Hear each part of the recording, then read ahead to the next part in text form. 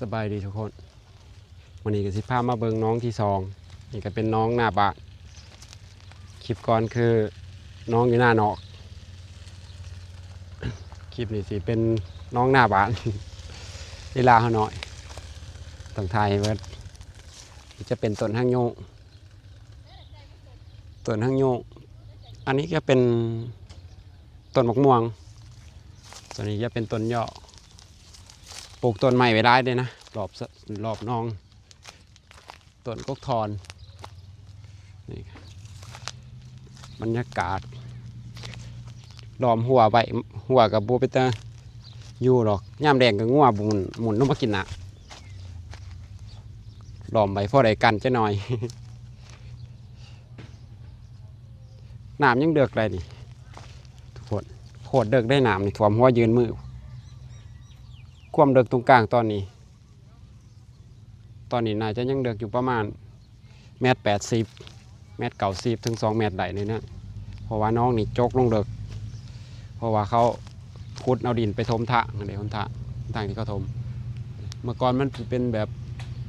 บ่มีทางแบบนี้เด้บ่มีซอยแบบนี้ทีนี้เขาก็ได้ขุดเอาดินมาเห็ดเป็นซอยเพราะอะไรแบบว่าเมื่อหน้าอะไรไปง่ายมากง่ายแล้ว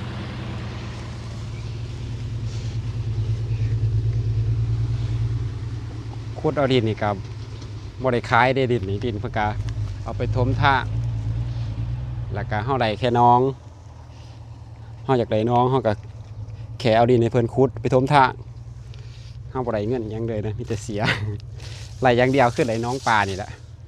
พอได้เลี้ยงปลาพอได้ปลาเขามาอยู่ยามบรรยากาศก็สิตอนนี้ก็ประมาณ5:22 นาทีค่ำๆเนี่ยละทั้งนี้ค่ำเลยเด้5 โมงเริ่มจะครึมๆแน่ละบรรยากาศวันนี้ก็ครึมคือฝนสิตกเนี่ยจักหน่อยเดี๋ยวพาเดินไปฟัง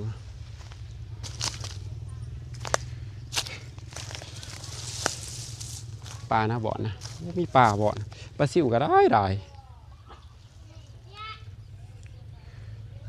พอได้ไล่แต่ปลาใหญ่นะปลาซิวปลาหน่อยปลายังก็ได้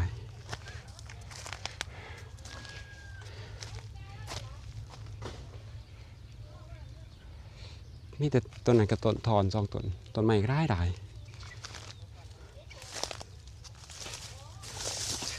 อันนี้จะเป็นโพนปวกเดินไปได้หรือเปล่าว่าเดินบ่ได้เดินออกจากนี้ได้แต่ว่าเดินไปหันติดภูมิใหม่ตัวนะบรรยากาศก็สิประมาณนี้นะเดี๋ยวว่าอีกโบกี้มือกับกลับแล้วคิดว่ามืออื่น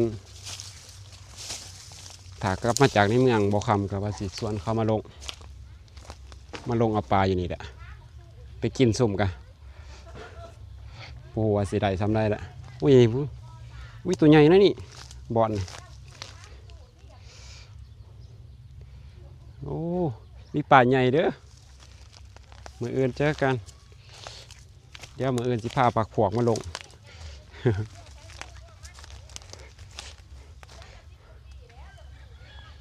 ซอยก็สิออกไปพูนหอดโคกคนได้ไกลเด้ซอยนี่แล้วก็สิมีทางซอยเขาไปเฮือนไผเฮือนมั่นพร้อมเด้ตั้งแต่ข้าวมีทางเส้นนี้มากกับสบายด้วยเด้แต่รูฝนกับเมื่อก่อนรูฝนเขาต้องจอดรถไปทางไงอยู่ข้างบนก็เดินลงมาแต่ว่าตอนนี้บ่ต้องละเพราะว่ามีซอยออกมาแล้วก็สามารถเฮ็ดซอยเขาไปเฮือนไผเฮือนมั่นได้แต่รูฝนก็สบายละเสมอนี่บ่คือแต่ก่อนบ้านเฮานี่โอ้ยลำบากเวลาขนของขนยังมาย่ำหน้าขนปุ๋ยขนยังมาใส่รถต่อก็พูนใบทางใหญ่พุ่นแล้วก็แบกยางลงมาโอ้ย3-4 หอเถื่อนโมเมนต์คงเด่นเมื่อยแต่ว่าทุกวันนี่สบายแหละเพราะว่าไม่มีทางนี่แหละอุ้ยปลาบ่อนี่นะสะดวกสบายทุกสิ่งทุกอย่างเลยหลังจากนี้ถึงมันสีทางมันสิเป็นคุ้มเป็นบ่อเป็นแอ่งน้ำมันนี่ย่ามฤดูฝนก็ยังดีเนาะอุ้ยฟังน้ำปลาก็ยังดีกว่าเมื่อก่อนหลายเมื่อก่อนนี่โอ้ยบ่อยากเบา ความลำบากถ้าเขาคิดว่าเขามาบ้านทุกมือนี้ลำบากคนยุคใหม่แล้วนี่จากให้ไม่เห็นเมื่อก่อนถ้าซ้ำนี่ว่าลำบากเมื่อก่อนโคตรลำบากเลยอุ้ยปลาคืนนี้ละโอ้ยเข้ามาแต่ไฮแต่หน้าสบายทุกวันนี่จะเป็นเหือนระเบาแล้วไกลๆหลังคาสีแดงๆนี่เหือนใกล้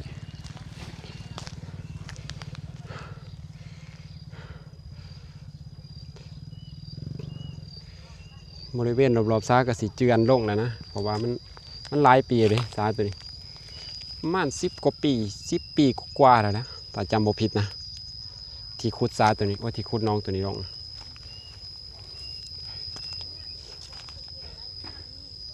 ปีแรกกับปลาลายดิ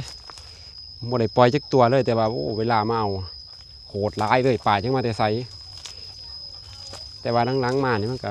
คนเข้าขุดบ่อขุดยังไก่กันร้ายมันก็ระลุมันก็ย่ำฤดูฝนมันก็ลงบ่อนั่นบ่อนี่แน่มันเมื่อก่อนยังว่าลงแต่บ่อเดียวเนาะ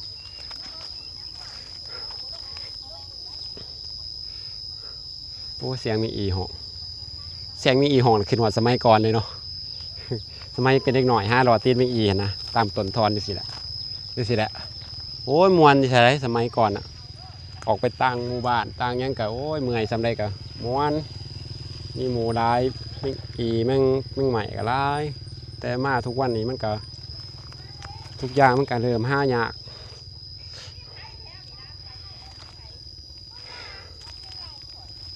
โอ้ยอาจจะมีเสียงหอบเลยนะเมื่อเดินไปอันนี้ก็จะเป็นเพื่อนเอื่อยลูกปะเมื่อก่อนเพื่อนเราอยู่ข้างบนเลยพอมีทางปุ๊บเราก็ใหญ่เพื่อนลงมาอยู่ปลายหน้าเราปลาลายมีอยู่คอยว่าเห็นบ่อนลายเถื่อยเดี๋ยวมืออื่นขั้นมาแต่นั่นโบคำสิส่วนเขาลงมาลง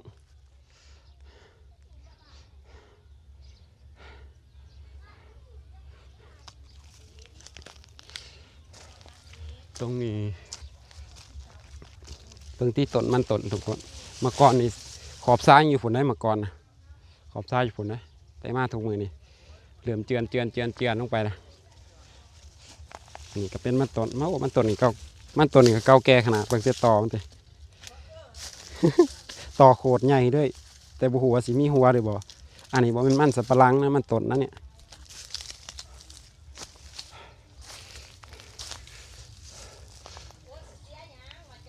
ยามเดี๋ยวดูฝนเฮ็ดปวกเกิดนะนี่เฮ็ดปวกโพนนี่อยู่โพนนี่มีเฮ็ดปวกเกิดเพาะได้กินหอดเฮ็ดได้กินหอดปลูกพักยามฝนก็เอาพักมาปลูกนี่ก็งามเลยเอาพักก็ยังมาปลูกปลาซิวก็ไล่ๆมาทุกคนโมโหว่ากล่องมันสีเห็นเดือบบ่อนะเพราะว่าเดี๋ยวถ่ายเนี่ยมันเลยปลาตาเปล่าเนี่ยโคตรไล่ได้ปลาซิวอ่ะเดี๋ยวสิพาลงไปเมืองไกลๆตกน้องสาบ่เนาะตกบ่เนาะโอ้เมื่อกี้นี่ขึ้นมันไล่ๆไปใส่เบิดอะในกล่องมันอาจสิเห็นเป็นซาหน่อยๆที่จริงเกิดใหญ่เลยซาในกล่องโมโหมันสิมุมมองกล่องโมโหมันสิกวางพอหรือบ่แต่ว่าไม่เห็นซาจริงๆใหญ่นั่นเลิกผอมนั่นนี่ถ่วมห่อยืนมือ180 190คนนั้นนี่ความเลิกนะ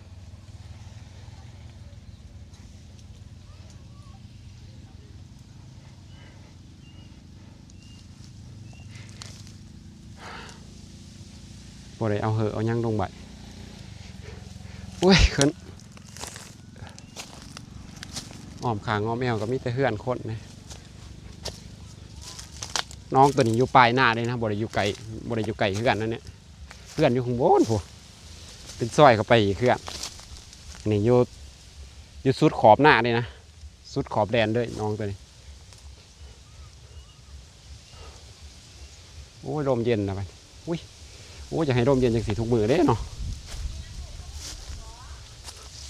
ขั้นลมเย็นจังสีทุกมือนี่ก็คือสีดีเนาะอุ้ยปลาคือนี่นะโอ้เฮ้ยแสดงว่ามีปลาใหญ่ร้ายแล้วนี่ฝนตกนี่เตรียมมาเก็บเห็ดปวกเลยพนนี่ภูมิใหม่บังหัวเห็นได้บ่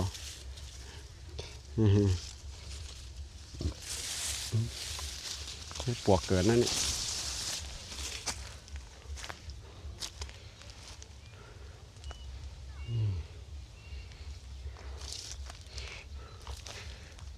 เดี๋ยวสิพาเบิ่งบรรยากาศซอยอันนี้ก็จะเป็นเขาจะเอิ้นว่าฟังในบ้านฟังนั้นฟังในบ้านจะออกมานอกบ้านก็จะออกมาตามซอยนี้เลยมหายมะนาทางนี้ก็จะเรียกว่าทางมหายมะนาเมื่อก่อนนี่บ่ค่อยมีเพื่อนคนเลยนะแถวนี้ปัจจุบันเนี่ยโอ้เขามาอยู่ให้อยู่หน้าเต็มเบิด เมื่อก่อนบ่ค่อยมีเพื่อนคนผู้ใดกับบ่กล้ามาอยู่เขาอยากเมื่อก่อนสมัยก่อนน่ะมีแต่ตามที่พ่อบอกเรามาว่ามีแต่เฮือนเฮาเฮือนเดียวแถวนี้มีการก็มีแต่ตรงหน้ากับป่าแต่ปัจจุบันนี้ผมมีป่ามีแต่เฮือนกับตรงหน้ากับซอย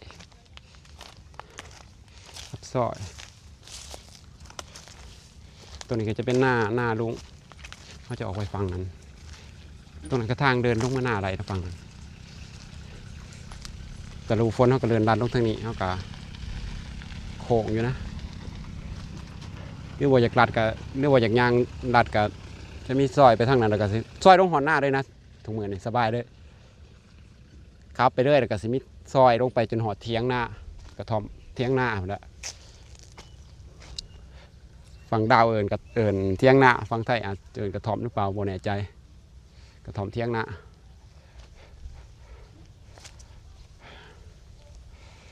เมื่อก่อนนี่โอ้ยามให้ยามหน้านี่มวนเลยที่เข้าเป็นเล็กหน่อยนี่ก็จะเป็นหน้าลุงจนหอดต้นไม้ตัวนั้นทุกสูงต้นทอนขึ้นไปหอดบอลกระท่อมมุงสังกะสีหน้าลุงเมื่อก่อนยามให้ยามหน้านี่โอ้ยมวนเลยเวลาไถหน้าขาดหน้าลำนี่ก็หาเก็บปลากันปลาลายได้สมัยก่อนเมื่อก่อนแต่มาทุกมือนี้มันก็เปลี่ยนไปตามวัฏจักรยังสักอย่างป่าเปิดกับบ่คอยมีในเวลาเฮาไถให้ไถหน้าปูป้านี่บ่คอยเห็นหรอกบ่คือแต่ก่อนแต่ก่อนนี่ไถหน้าขาดหน้านี่โอ้ยสมัยก่อนนี่10 กว่าปี20 กว่าปีขึ้นดังนี่ขอยยังจำไหลอยู่เนาะสมัยนั้นอาจสิบ่ถึง10 ขวบนะจำบ่ได้ว่าอายุตัวเองเท่าไหร่ไถหน้านี่ก็ต้องใส่ข้วยบ่ได้มีรถตอกบ่ได้มีคูโบตาคือทุกวันนี้เด้ต้องได้ไถข้วยขาดข้วยโอ้ตื่นแต่เช้าตี 3 ตี 4ขึ้นมาลุกมาไถพอตื่นแต่เช้าก็ตื่นน้ำเรามาเก็บปลาเวลาเราไถหน้าขาดหน้ามันสิมีปลาได้สมัยก่อนปลาหลายบ่คือเดี๋ยวนี้แล้วนี่โอ้ยโอ้โหมันไปใส่เบิดบ่ค่อยมีบ่ได้มาหลายปีกับเปลี่ยนไปหลาย5-6 ปีขึ้นหลังแถวนี้ยังบ่ทันมีคอยมีเหือนคนในแถวนี้ยังเป็นทงหน้าบางป้าวัดบ่ทันคอยมีเหือนคนแต่มาทุกวันนี่โอ้ยบางคนเขาเฮ็ดเหือนอยู่แถวในบ้านนะแบบว่ามันสิเป็นไอ้หมู่บ้านในบ้านนะมันสิเหือนแบบว่าอยู่ติดกันเลยบางคนเขาก็บอกว่าแออัดเขาก็ย้ายออกมาอยู่หน้าเขาหมางเหือนออกมาอยู่หน้าเด้หลายคนล่ะนี่ก็แม่นเหือนอายตัวนี้แต่ก่อนเหือนนั้นก็อยู่ในบ้านมันขับแกะกันได้แล้วก็ย้ายออกมาเฮ็ดเหือนมาปลูกอยู่ริมทางเลยประมาณนี้นะบรรยากาศอุ้ยแมงอีห้องอีกนะโอ้ยพาทุกคนเดินไปเดินมาอยู่นี่อ่อมจ้าหน่วยเดียวเลยเบื้องต้นห้างยุ่งต้นสามีจะกินหมากนะพวกนี้หมากหาวมันมีคนกินจนมันหาวแต่เสียดายอันนี้ก็เป็นหลอกใหม่ละ ดอกใหม่ละอันนี้ต้นกระถินตายนะโอ้ยเล็กหน่อยปีนต้นตาลมานะบุญญาณจะดีเนาะเล็กหน่อยกันเลยเขาก็เก่ง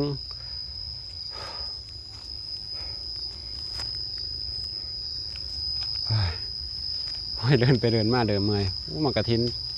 เป็นหมากะบรรยากาศอยู่ที่น้องป่าปลายหน้าก็สิประมาณนี้นะทุกคน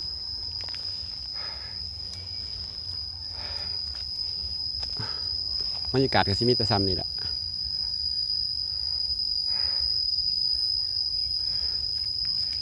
เมื่อก่อนเพื่อนเราอยู่ฝุ่นเลยเอื่อยอยู่ข้างบนผม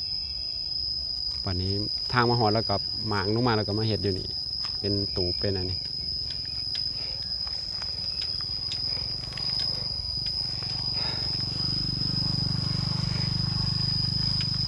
บรรยากาศก็สิมีซ้ำนี่เลยทุกคน